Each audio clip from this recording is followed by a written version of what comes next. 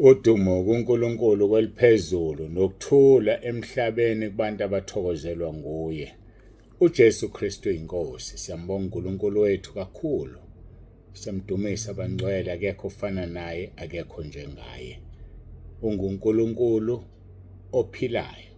uNkulunkulu olidalile izulu waleneka njengendwangu, owudala umhlaba owuphanyekezeni. Siyambonga-ke kakhulu uNkulunkulu wethu kuba siphinde sihlangane namhlanje ngale ndlela. Udumo lonke lungolwakhe.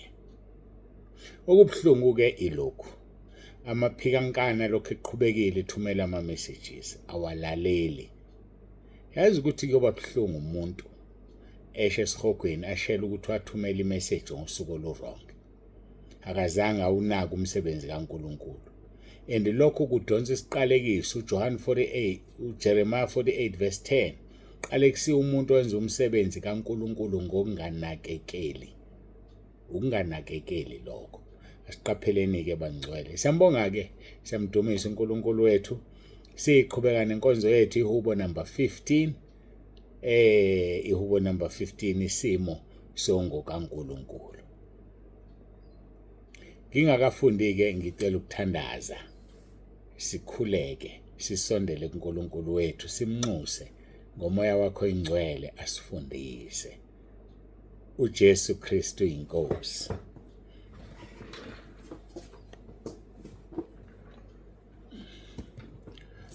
Babongcwele, babolungileyo, uNkulunkulu wethu onomusa, siyathobeka phambi kobuso bakho ngawo lo mzuzu. Siyakubonga uNkulunkulu onomusa, siyakubonga moya ongcwele, siyakubonga Nkosi Jesu. Ngiyacela ukuthi uqhubeke ube kanye nathi nakule nkonzo.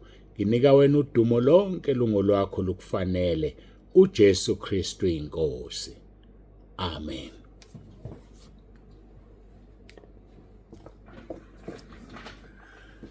Siyambonga uNkulunkulu wethu kakhulu bangcwele, siyamdumisa.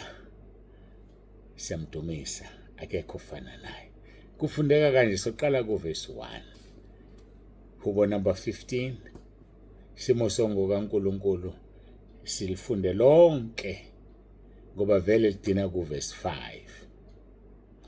Jehova, ngubani oyokuhlala etendeni lakho na? Ngubani oyokwakha entabeni yakhe engcwele na? Yilowo ohamba ngobuqotho nowenza ukulunga, okhuluma iqiniso enhlizweni yakhe, ongahlebi ngolimi lwakhe, ongamoni umngani wakhe, nongamhlazi umakhelwane wakhe, obuka onengekayo ngokuzakumenyanya, kepha ebazisa abamesabayo uNkulunkulu.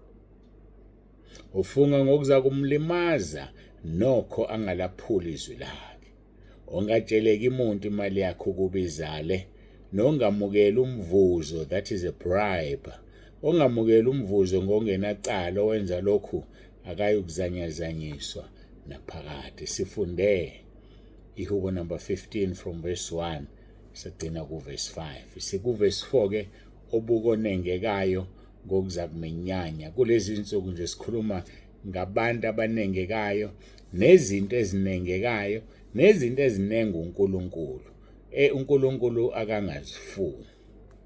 Akayifuni izinto ezimnengayo uNkulunkulu. Akazifuni with passion. Ake sibuke iZaga 3 verse 32. iZaga 3 uverse 32. Uthi ngokuba ophambeneyo uyisinengiso kuJehova, kepha abaqotho bayisifuba sakhe. Ophambeneyo. Umuntu onjani ophambene? Umuntu onjani ophambene? Umuntu oqobveke ingqondo yakhe. Umuntu ongazazi noma uya phambili noma uya emuva. Umuntu ongenamgogodla ophambene. Ngokujwayelekile-ke sithi ophambene uyahlanya ekhanda. Kodwa bakhona abahlanya emakhanda bengaphambene ingqondo yabo. Aphambane nje yena uqobo, kodwa ingqondo yakhe isoba ngoba akayina umgogodla, akazi ukuthi ukholwa yini, akazi ukuthi ufunani. Uthe esafune lokho acomplain, akasakufuni sefuna lokho acomplain. Lithi izwi uyisinengiso umuntu ophambeneyo, kepha abaqotho bayisifuba sakhe. uNkulunkulu abantu abaqotho bahlala esifubeni sakhe. uNkulunkulu abantu abaqotho batshela imfihlakalo zakhe bese bengazidlulisela indawo ngoba kusuke kungadingekile. Umuntu oqotho, umuntu ohamba ngokuthembeka kuNkulunkulu, umuntu omesabayo uNkulunkulu, umuntu ongenacala phambi kwakhe, uyena-ke umuntu oqotho.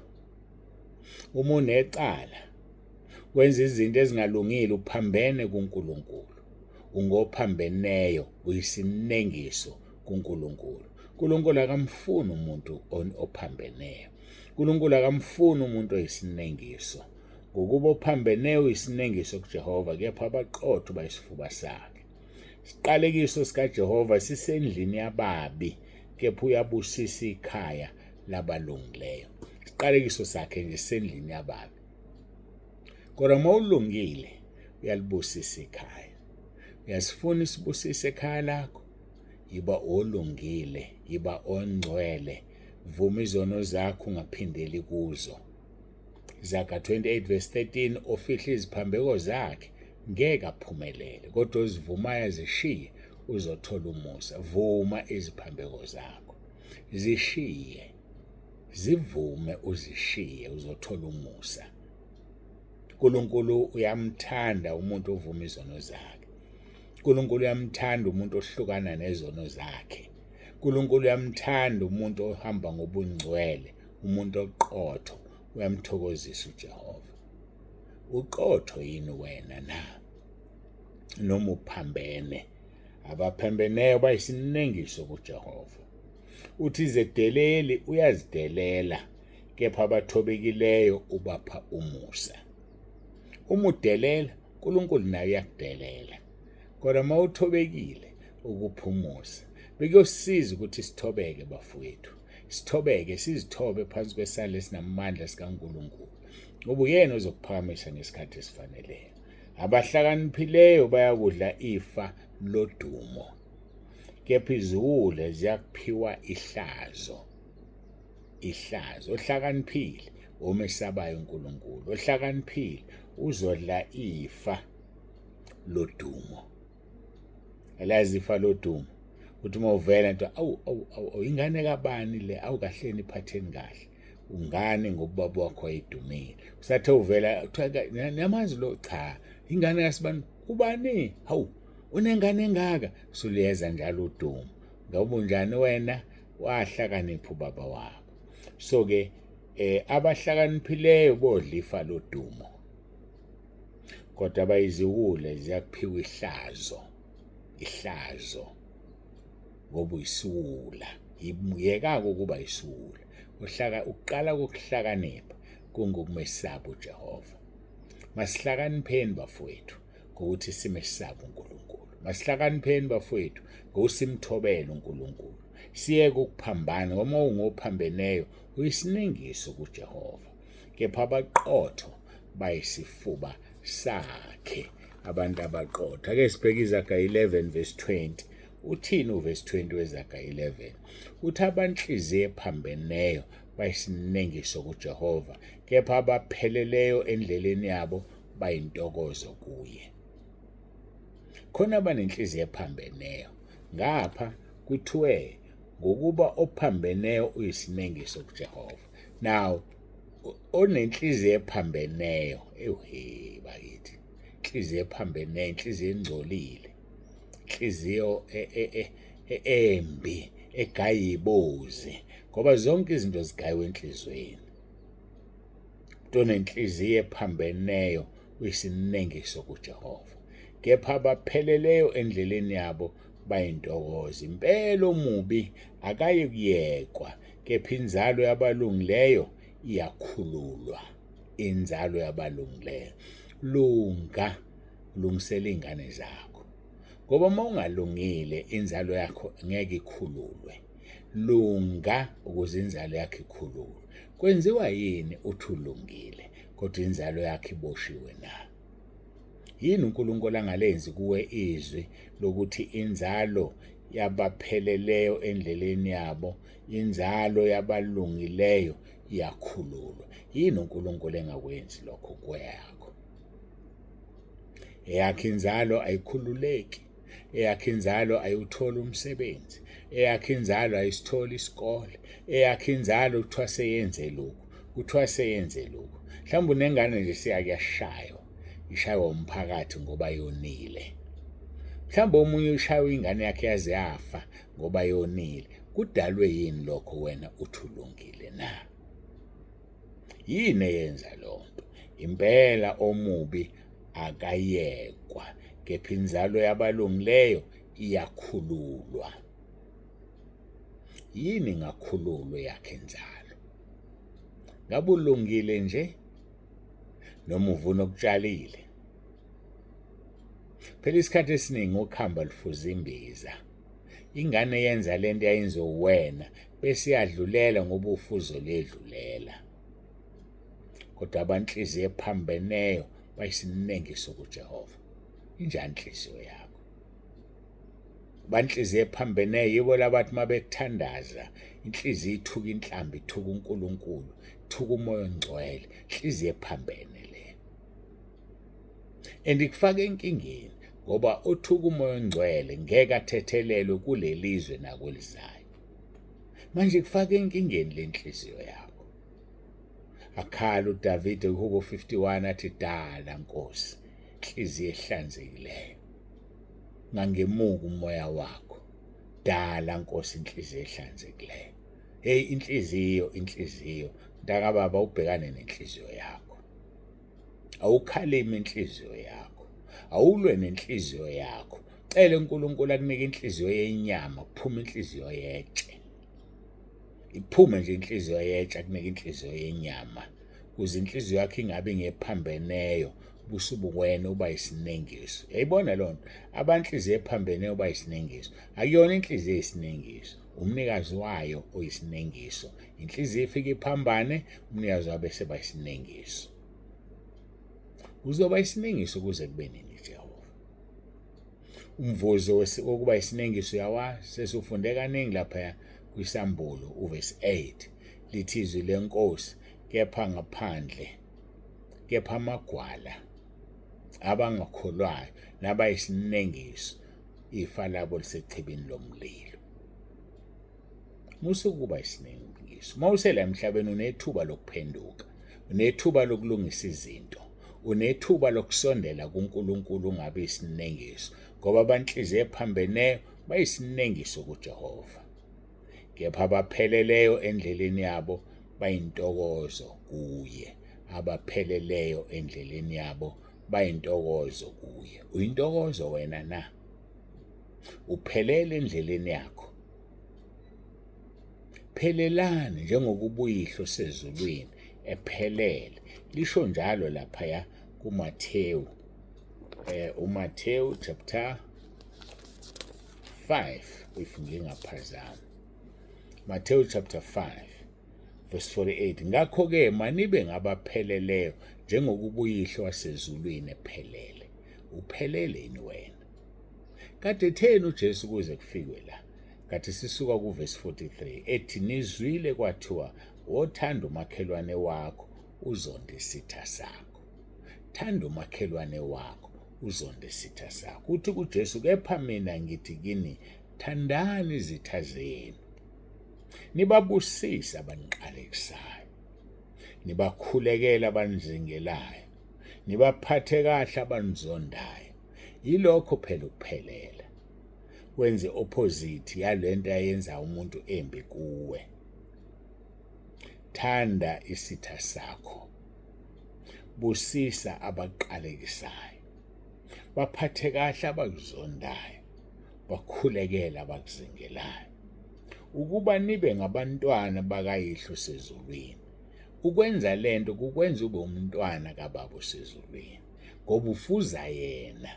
Lithizwi ngoba yena uphumisa ilanga lakhe phezu kwababi nabahle akakhethi. Aphinde anise imvula yakhe phezu kwabalungileyo nabangalungile akakhethi. Yini wena ukhetha abantu? Yini wena ukhetha ubuso? Verse 46 lithi ngokuba uma nithanda abanithandayo ninamvuzo omunye. Umthandelani ngempela umuntu okuthandayo? Unamvuzo omunye ongixoxele. Thanda umuntu okuthandayo vele. Yini enhlo yenzile? Ngoba kuyisimanga ukuthi uthanda umuntu okuzondayo, uthanda umuntu ongakufuni, uthanda umuntu okuzingelayo. Yilokho kuba isimanga. Kodwa uthanda umuntu okuthandayo akunasimanga. Ngokuba uma nithanda abanithandayo ninamvuzo muni na? Abenzi njalo nabathelisi. Futhi uma nibingelela abafowenu bodwa, nenza lukhulu luni. Abenzi njalo nabezizwe na? Wena awukudini ngokungambingeleli, uyashalaza, ushalaza. Isona ushalaza. Isona ushalaza. Isona ukuba nomuntu ongakhulumisani naye. Kudalwa yini lokho? Nomuntu anikhulumisani. Kube kubi makusekhaya indoda nomfazi abakhulumisani, abazwani, baxabene. Lo uyayibambela ibhodo ayiphekela udla kufunayo okuncane okulingene yena. Noma mayebuya emsebenzini ubuya esesuthi. Ngoba abakhulumisani. Kwenzeka kanjani lokho? Izwi lenkosi lithi ninyamanye. Abantu abashadile banyamanye. Kwenzeka kanjani isandla singasigezi esinye? Ngoba izandla ziyagezana. Awukwazi ukugeza esinye isandla ngaphandle kwesinye. Ziyagezana. Kwenzeka kanjani wena ungazwani nomyeni wakho? Ungazwani nonkosikazi wakho? Ungazwani nezingane zakho? Ungazwani nabazali bakho? Kodwa uthi uyikholwa, uzibiza ngomntwana kaNkulunkulu. Kwenzeka kanjani lokho? Yibani ngoba pheleleyo njengoba uyihlo wasezulwini ephelele. Ngoba yena uphumisa ilanga lakhe phezu kwababi nabahle. Unisa imvula yakhe phezu kwabalungileyo nabangalungile. Lukhulu luni enilwenzayo nibingelelana nodwa. Ngokuba uma nithanda abanithandayo ninamvuzo muni. Ngempela umvuzo wakho kuphi? Ngakho-ke manibe ngabapheleleyo njengokuba uyihlo wasezulwini ephelele. Phelela mntaka baba. Kuzokusiza ukuphelela. Ukuphelela kuzokusiza.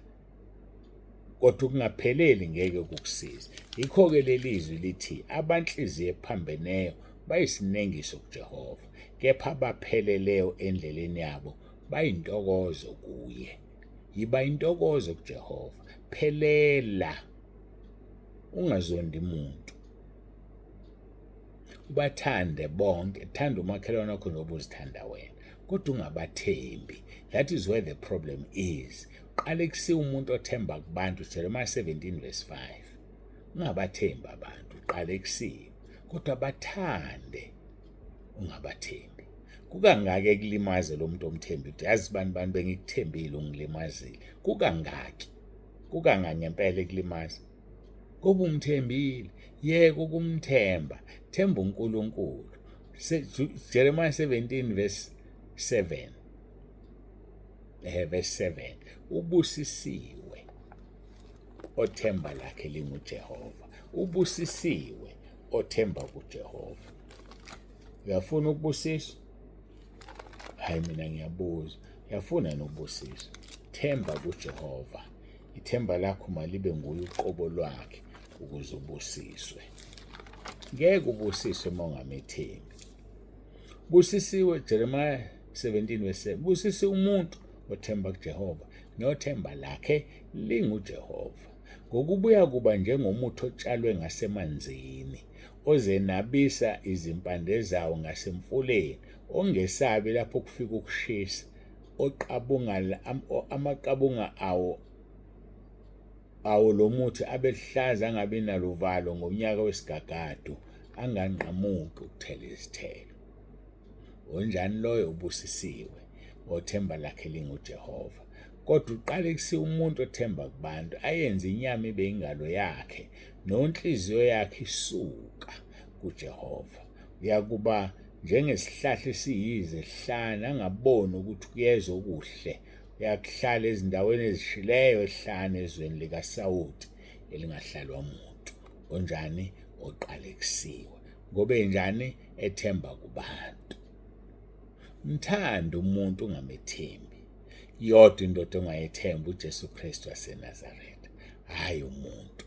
Yodwa indoda ongayethemba. Siyambonga kuNkulunkulu kakhulu ngale nkonzo yethu. Ingakho-ke sidizelela abafowethu onhliziyo ephambeneyo uyisinengiso kuJehova. Uyisinengiso ngokuba ophambeneyo uyisinengiso kuJehova, kepha abaqotho bayisifuba sakhe. Abaqotho, abanhliziyo ephambeneyo bayisinengiso kuJehova, kepha abapheleleyo endleleni yabo bayintokozo kuye. Phelelane njengokuba uyihlo sezulwini ephelele. Siyambonga uNkulunkulu kakhulu ngale nkonzo. uNkulunkulu akubusise, uNkulunkulu abe nawe. uJesu Kristu inkosi. Masiguqe sikhuleke simnxuse uNkulunkulu asisize bafowethu. Sidinga ukusizwa uyena. Akekho wenza izinto ngokuhlakanipha. Sidinga ukusizwa nguye ukuze sinqobe singene ekhaya ezulwini. uJesu Kristu inkosi. Masithandaze.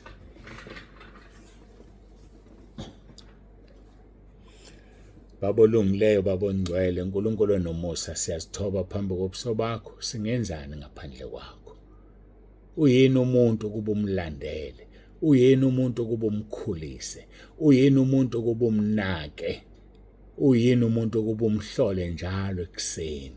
Siyakubonga Nkosi uthando osithande ngalo. Sisondela kuwe nangalo mzuzu, sibonga lenkonzo. Busisa-ke kube yilo naloyo olalele, imsize iwenze umsebenzi. Siyakudumisa Nkosi, kakhulu akekho ufana nawe. uJesu Kristu inkosi. uJesu Kristu inkosi. uJesu Kristu inkosi. Amen. Siyambonga uNkulunkulu wethu kakhulu, siyamdumisa abangcwele, siyambonga akekho ofana naye. uNkulunkulu akubusise, ube nempela sonto enhle. Size sithintane ngomsombuluko. Akukho umuntu othumela ama-messages. Ama-messages akekho othumelayo. Soze siwabone ngomsombuluko uma inkosi sasigcinile. Baba uNsibando ovalelisayo, uJesu Kristu inkosi.